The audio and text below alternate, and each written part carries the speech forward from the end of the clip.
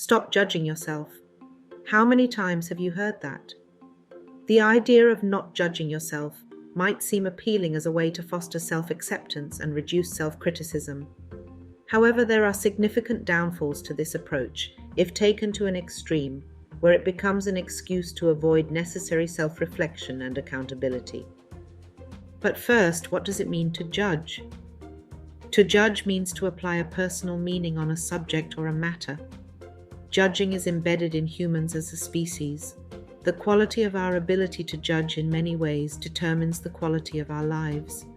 Think about how handy it is to correctly judge the distance between you and the nearest toilet when you need one. I mean, if you misjudge that, you might end up full of stuff you don't want to be full of. In the same way, if you are unable to correctly judge how full you are with the stuff you don't want to be full of, you're never going to not be full of it. On a more serious note, judging isn't just about finding bathrooms, though. It's about how we interpret and respond to the world around us. From assessing social interactions to making life-changing decisions, our ability to judge effectively shapes our experiences and quality of life. The ability to judge is crucial for gaining clarity about our own motivations and actions. Life continuously reflects back to us the quality of our judgments. We label some things as good and others as bad, and then we find ourselves constantly moving between these perceived opposites. This movement is driven by our personal agenda, shaped by our emotional wounds and past traumas. In essence, our internal judgments and assessments determine how we navigate life. We oscillate between different states, such as lack and abundance, to create a sense of familiarity, driven by our personal history and emotional conditioning. By understanding this process, we can begin to see where our judgments come from and how they influence our actions and experiences. This self-awareness can lead to more conscious decision-making, helping us to break free from patterns dictated by past wounds and traumas. Instead of being unconsciously driven by these patterns, we can start to make choices that align more closely with our true desires and values, leading to a more fulfilling and authentic life. To start with, consider how you are convinced that your modus operandi is sound and logical. But have you ever really looked at what it is that you are actually thinking and if it makes sense? Have you ever followed your train of thoughts, and it could be a long train, to see where that way of thinking can and will and has been and is leading you? As long as you do not sit down and judge or assess or look into your judging abilities, into the ways you judge life and yourself, you are going to function within the same old framework, making the same choices and having the same painful results. When you are saying, "I don't want this," "I cannot do this," "this is not me," "I do not like this," etc., what you are actually saying is that you are unwilling to sit with the pain of looking into and letting go of patterns of thought and subsequent actions that lead you further and further on the path of pain. You are being unable or unwilling to authentically judge the framework of your mental processes in a clear, logical, sharp, focused way. And this is what leads to you perpetually seeking some kind of outer response, where it's nowhere to be found. The filter is in your own eyes, not out there. The judging is faulty in the producing of the judging, not in the reality out there that you judge. By refusing to critically evaluate your mental processes, you remain stuck in these harmful patterns. Authentic self-assessment requires you to judge your thoughts and behaviors in a clear, logical, and focused manner. This process involves sitting with the discomfort and pain that comes with recognizing and letting go of these ingrained patterns. To break free from this cycle, you must be willing to engage in deep self-reflection and honest evaluation of your thoughts and behaviors. By doing so, you can begin to understand the true source of your pain and take steps to change the patterns that keep you trapped. This process will enable you to make choices that lead to more positive and fulfilling outcomes, ultimately improving your overall quality of life. When your thoughts and behaviors are governed by unresolved pain and trauma, they cannot lead you to the happiness and fulfillment you seek. If you take a moment to clearly examine your actions and the thought processes behind them, you will realize that you are, in fact, the source of your own unhappiness. This self-sabotage happens because your actions are aligned with your past wounds instead of your true desires and goals. Recognizing this is crucial. Only by stopping this projection of pain onto others can you cultivate the humility and compassion necessary for deep self-reflection.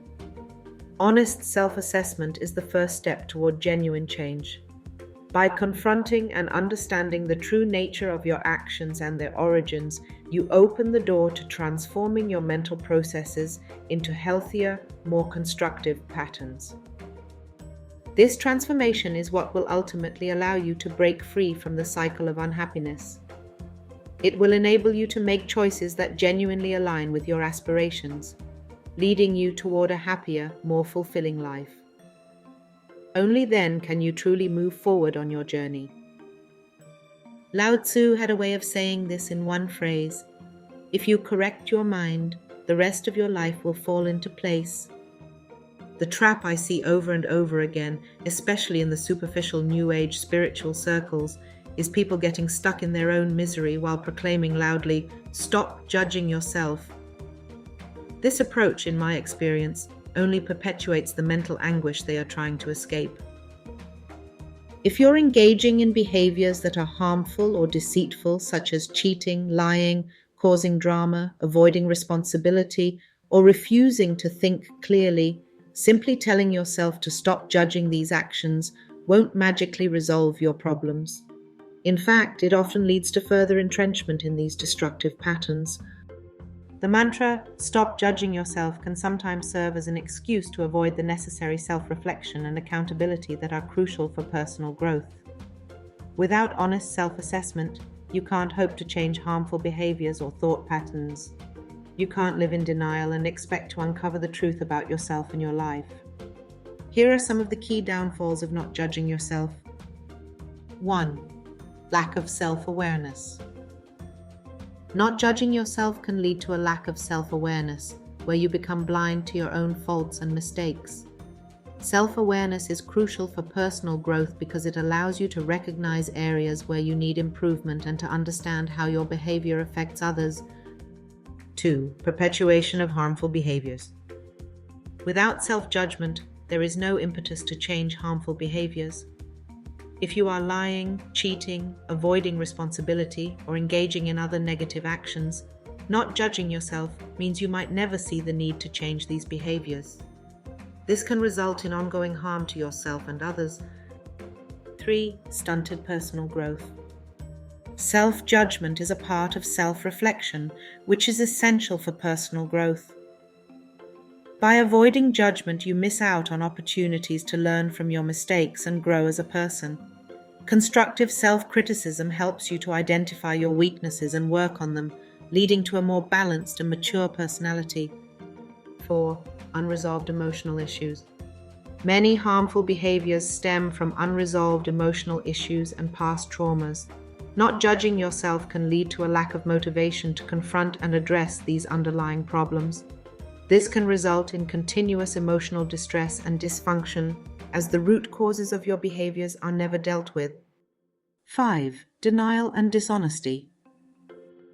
By not judging yourself, you might fall into a pattern of denial and dishonesty about your true self and your actions. This can create a false sense of self and prevent you from living authentically. Authentic living requires honesty and acceptance of both your strengths and weaknesses. 6. Impact on relationships. Your inability or unwillingness to judge yourself can negatively impact your relationships. Others may see your lack of accountability as selfishness or irresponsibility, leading to conflicts and strained relationships. Healthy relationships require mutual respect and understanding, which includes acknowledging and working on your faults. 7. Lack of motivation. Self-judgment can provide the motivation needed to improve oneself. When you recognize that certain behaviors or attitudes are detrimental, you are more likely to take steps to change them.